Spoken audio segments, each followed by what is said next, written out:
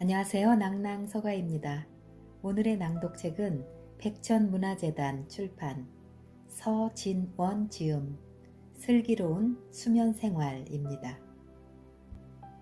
수면이 곧 건강의 지표이다.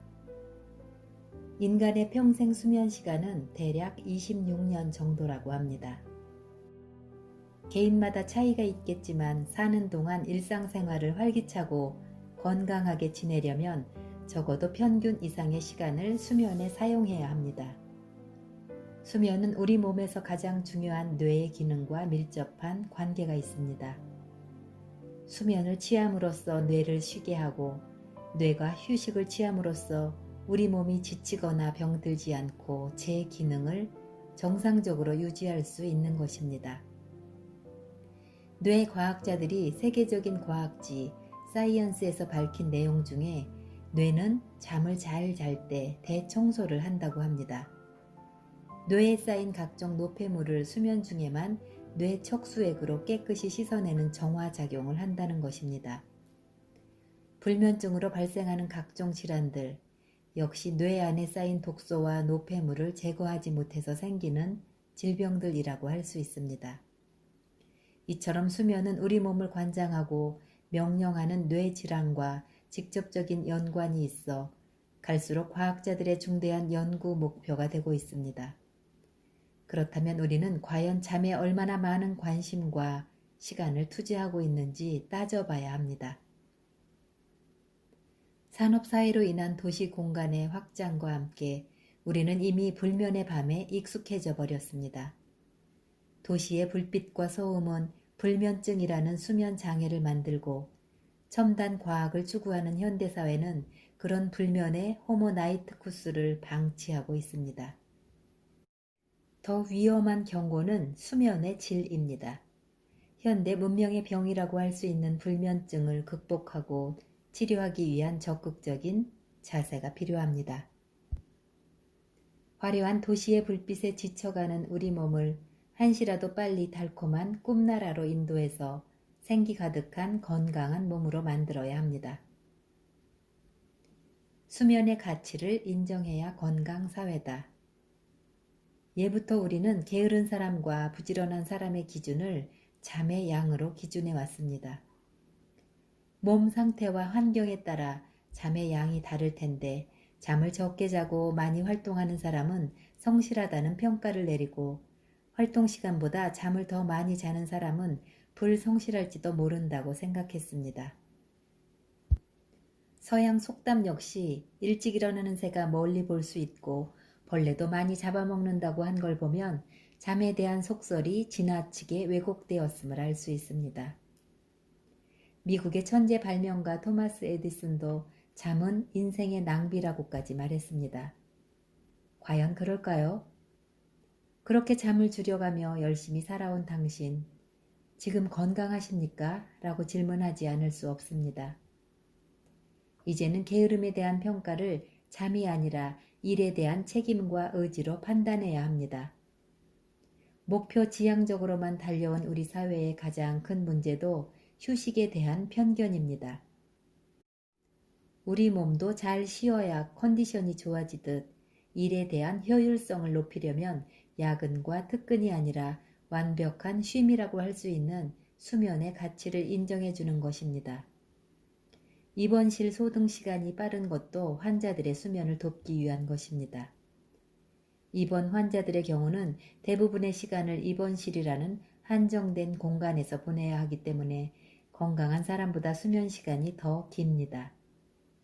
치료 효과를 높이고 통증을 완화하는 데 있어 매우 중요한 일이기 때문일 것입니다. 스페인이나 이탈리아 같은 지중해 연안 국가에서는 시에스타라고 하는 낮잠 시간이 있습니다. 처음 스페인 여행을 갔다가 한낮에 상점이 꼭꼭 닫혀 있어서 무슨 일인가 당황했던 경험이 있습니다. 알고 보니 한나절 정해진 시간이 되면 모든 사람들이 하던 일을 멈추고 낮잠을 잔다고 했습니다. 우리로서는 언뜻 이해하기 힘든 일이지만 잠깐의 수면으로 원기를 회복하고 맑은 정신을 되찾아 다시 일을 하면 성과가 크다는 발상일 것입니다. 국가적 차원에서 낮잠 시간을 장려한다는 사실은 최고의 복지일 것입니다.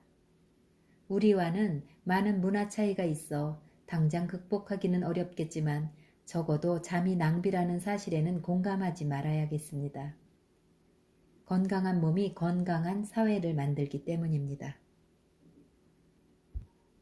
수면을 통해 진정한 나를 만나다. 꿈이란 잠을 자는 동안 실제처럼 보고 만지는 등의 체험을 경험하는 정신현상을 말합니다. 잠을 자는 동안 뇌수의 활동이 시작되는데 이때 일어나는 표상을 꿈이라고 하며 잠에서 깨어나 꿈 내용이 회상되는 것을 우리는 흔히 꿈을 꾸었다고 이야기합니다.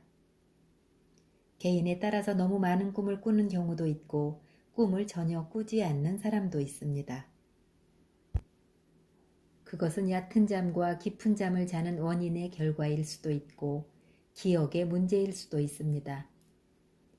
꿈은 보통 렘 수면 단계에서 꾸는 경우가 많은데 전체 수면의 약 20%를 차지한다고 합니다.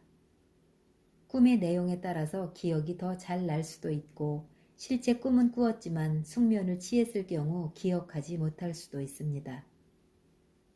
그러나 아무리 좋은 꿈을 꾸었다고 해도 자주 또는 오랜 시간 꿈에 시달리는 경우라면 건강을 의심해 봐야 합니다. 가장 흔한 예로 수면 무호흡증으로 인한 수면 장애일 수도 있습니다. 수면 무호흡증은 우리나라 중년 인구 5명 중 1명꼴이라고 합니다. 뿐만 아니라 심혈관 질환이 발생할 수도 있고 고혈압, 당뇨병, 부정맥 같은 성인병을 초래할 수 있기 때문에 단순히 꿈의 문제로만 생각해서는 안 될 일입니다. 꿈에 대한 해석은 문화권에 따라 매우 다릅니다. 꿈을 미래에 대한 예지력으로 보는 문화권의 심리학자 카를 융은 꿈을 영혼의 가장 깊숙하고 비밀스러운 곳에 자리한 작은 문이라고 했지만 또 다른 철학자 프로이트는 우리의 잠재의식으로 승화된 억눌린 욕망과 두려움, 바람이 꿈으로 드러난 것이다 라고 주장했습니다.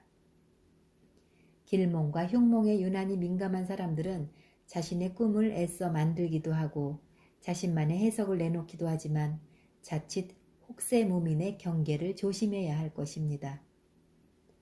꿈은 무의식적인 소망과 바람이 기회가 생길 때마다 드러나는 의식적인 현상이라는 프로이트의 주장이 설득력 있는 이유도 잠을 잘 자야 건강한 몸을 유지할 수 있고 그래야만 현실적인 욕망을 충족할 수 있기 때문일 것입니다.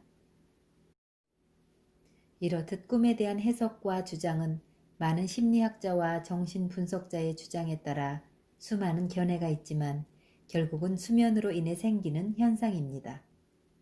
단순하게 잠을 잘 자느냐 못 자느냐의 문제로만 본다면 꿈도 건강해야만 좋은 꿈을 꿀 수 있다는 사실이 우선일 것입니다. 잠을 자야 한다는 강박을 버리자. 불면증의 가장 큰 적은 강박관념입니다. 잠을 못 잤으니 잠을 자야 한다는 강박이 더 잠들기를 방해하는 것입니다. 잠들기 위해서 의식적인 노력을 하면 할수록 정신은 더 또렷해지고 몸은 점점 피곤해집니다. 물론 환자의 경우는 통증 때문에 잠들지 못하는 경우가 더 많을 테지만 건강한 사람이 잠에 대한 강박으로 불면증이 생겼다면 잠들기 위한 나름의 방법을 시도해 봐야 합니다. 환자의 경우라면 약물에 의존해야 잠을 잘 수 있다는 강박에서 조금은 벗어나 자신만의 잠들기 위한 최선의 방법을 찾도록 노력해야 합니다. 잠들기 위해 보통은 숫자를 세거나 양을 세거나 하는 등의 자기 체면을 유도하지만 실패할 확률이 높습니다. 단순 반복적인 숫자 세기는 무엇인가를 떠올리거나 기억하려 애쓰는 작업이 아니라 자연스러운 연산작용의 반복이라 쉽게 잠들기가 어렵습니다. 그것보다는 그날 있었던 일들을 머릿속으로 떠올려 보는 것이 더 효과적일 수 있습니다. 아침에 일어나 무엇을 했고 그 일을 할 때 기분은 어땠는지, 그 일에 대한 사람들의 반응은 어땠는지 등의 상황과 장면을 떠올려 보는 것입니다. 머릿속으로 일기를 자세하게 쓰는 행위나 마찬가지라 사실 굉장히 피곤한 일입니다. 그러다 보면 뇌가 노곤해지면서 자신도 모르게 잠에 빠지게 됩니다. 이것은 뇌가 일가를 복귀하면서 다시 경험하는 것 같은 착각을 하게 함으로써 기분 좋은 피로감이 몰려오게 하는 것입니다. 개인마다 적정 수면 시간이 다르기 때문에 적정 시간의 기준에 얽매일 필요는 없습니다. 자신의 잘못된 믿음과 비합리적인 신념에 집착하는 행동이 오히려 불면증을 유발하고 자신이 건강을 해칠 수 있다는 사실을 깨달아야 합니다. 좋은 수면은 면역력을 키운다. 몸의 면역 체계를 무너뜨리는 원인 중 대표적인 예가 6가지라고 합니다. 첫 번째는 수면 부족입니다. 일주일 동안 4시간을 잔 실험자와 7시간에서 8시간의 충분한 수면을 취한 실험자를 대상으로 면역 체계 검사를 했더니 그 차이가 극명했다고 합니다. 잠을 적게 잔 실험자는 백혈구 수가 감소했고 잠을 제대로 잔 실험자의 백혈구 수는 지극히 정상으로 나왔습니다.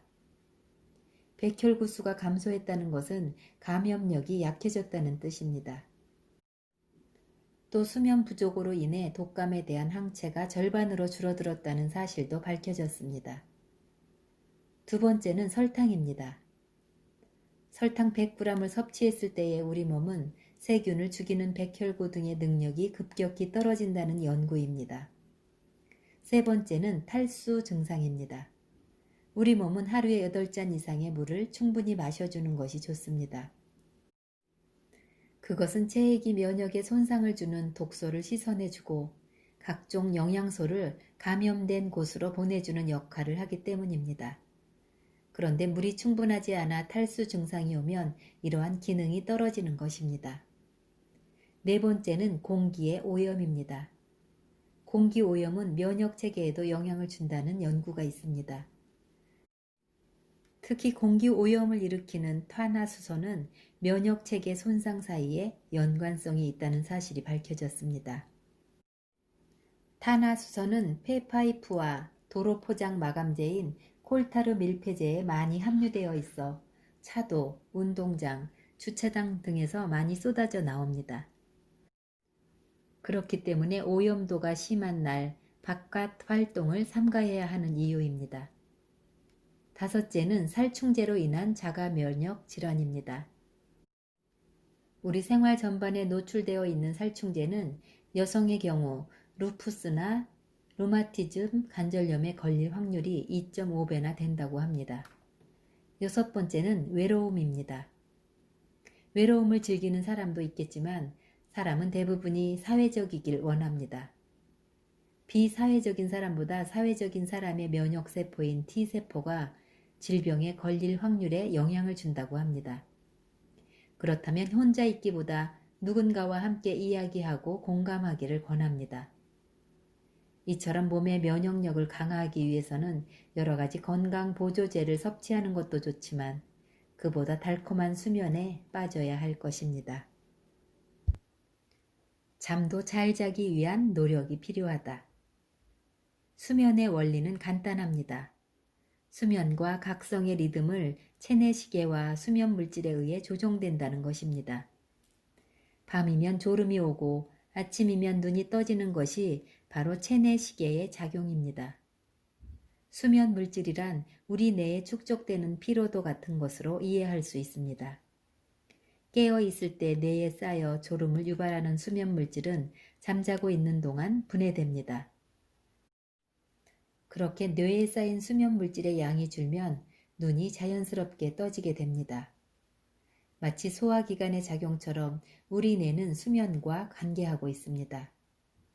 그런데 이런 수면과 각성의 메커니즘 때문에 아무리 많이 잠을 자더라도 미리 잠을 자두는 것은 불가능합니다. 일주일치 양식을 미리 소화할 수 없는 것과 마찬가지입니다. 그러나 날마다 수면과 각성의 리듬을 반복하는 인체가 어느 순간 수면 물질을 해결하지 못하면 탈이 나게 됩니다. 수면 부족, 수면 장애, 불면증 또는 수면 부채 등으로 불리는 증상들을 겪게 됩니다. 이러한 증상으로 생기는 다양한 질환 중 암과 치매에 관한 연구는 비교적 명확합니다. 우선 수면을 충분히 취하면 몸속 면역세포가 암세포를 공격해 암세포의 증식을 억제합니다. 그러나 수면이 부족하게 되면 면역세포의 기능 저하로 암세포 증식을 억제하기 힘들어집니다. 실제로 수면 시간이 6시간 이하인 사람은 수면 시간이 7시간인 사람보다 유방암의 위험률이 1.67배나 높다고 일본 연구 조사도 있습니다. 수면 부족으로 인한 치매의 발병률도 비교적 간결하게 설명할 수 있습니다. 알츠하이머 환자의 뇌에서 발견되는 아밀로이드 플라크의 주성분인 아밀로이드 베타는 낮에 뇌 내에서 발생한다고 합니다. 그리고 자는 동안 뇌로부터 배출됩니다. 그러나 수면 시간이 부족한 경우 아밀로이드 베타가 배출되지 못하고 뇌에 축적되어 치매를 발생시킬 수 있습니다. 즉 아밀로이드 베타를 효과적으로 제거하기 위해서는 적정한 수면이 필요합니다. 수면 부족이 신체 질환과 관계된 것만은 아닙니다. 많은 연구를 통해서 수면은 인간의 기억, 정서, 창의성에 아주 중요한 차이를 만들어낸다는 것이 밝혀졌습니다. 우리는 그동안 지나치게 수면의 가치를 깎아내려 왔습니다. 부지런함이 미덕이었던 시대에 게으름은 부끄러운 일이었고 성공과 출세를 하려면 잠을 포기해야 한다는 것이 보편적인 사회적 인식이었습니다. 또한 잠은 특별한 노력 없이 누구나 쉽게 잘 수 있는 것이라고 생각해 왔습니다. 사람들은 좋은 음식을 먹고 운동을 하는 일에는 많은 에너지와 정성을 쏟으면서 잘 자기 위한 일에는 무관심합니다. 100세 시대 건강 습관 가운데 가장 과소평가된 영역이 수면인 까닭도 이와 같은 이유입니다. 건강을 위한 가장 쉽고 효과적인 방법은 수면 시간을 충분히 확보하고 잘 자는 것입니다. 건강을 지키고 행복한 삶을 유지하기 위해서는 잠도 잘 자기 위한 노력이 필요하다는 것을 반드시 잊지 말아야 할 것입니다.